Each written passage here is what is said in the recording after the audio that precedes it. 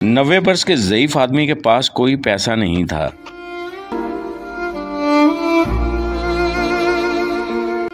मालिक मकान को 5 महीने से किराया भी नहीं दे पाया था। एक दिन मालिक मकान तैश में किराया वसूली करने आया। बुजुर्ग आदमी का सामान घर से बाहर फेंक दिया। सामान भी क्या था, एक चारपाई, एक प्लास्टिक की बाल्टी और चंद पुराने बर्तन।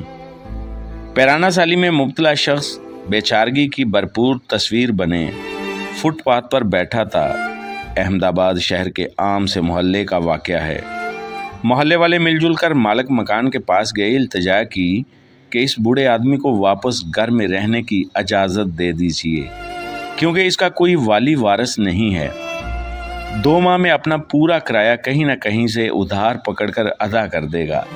इत्तफाक ये हुआ कि एक अखबार का रिपोर्टर वहाँ से गुजर रहा था। इसे नहीफ और लाचार आदमी पर बहुत तरस आया।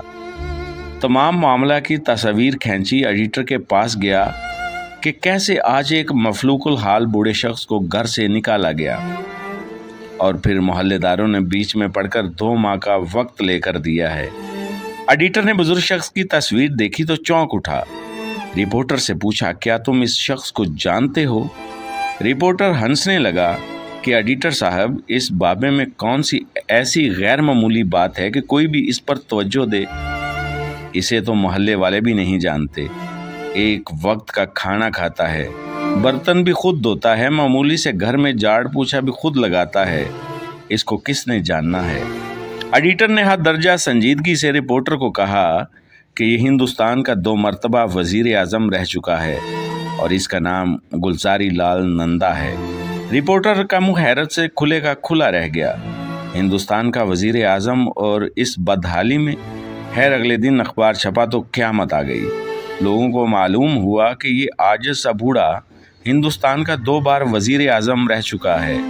वजीर आला और वजीर आज़म को भी मालूम हुआ कि गुलज़ारी लाल किस मुहिबुल मुफलसी में सांस ले रहा है। खबर छपने के चंद घंटों बाद रियासत का वजीर आला, चीफ सेक्रेटरी और कई वजीर इस मोहल्ले पहुंच गए। सब ने हाथ जोड़कर कहा कि आपको सरकारी घर में मुंतकिल कर देते हैं और सरकारी माहाना वजीफ़ा भी लगा देते हैं। खुदारा इस मामूली से मकान को छोड़िए। मगर गुलज़ारी लाल ने सख्ती से इनकार कर दिया कि किसी भी तरह की सरकारी सहूलत पर इसका कोई हक नहीं है। वो यहीं से इस क्वार्टर में रहेगा। गुलज़ारी लाल के चंद रिश्तेदारों ने मिन्नत समाजत करके बहरहाल इस बात पर आमादा कर लिया कि हर माह 500 रुपये वजीफ़ा कबूल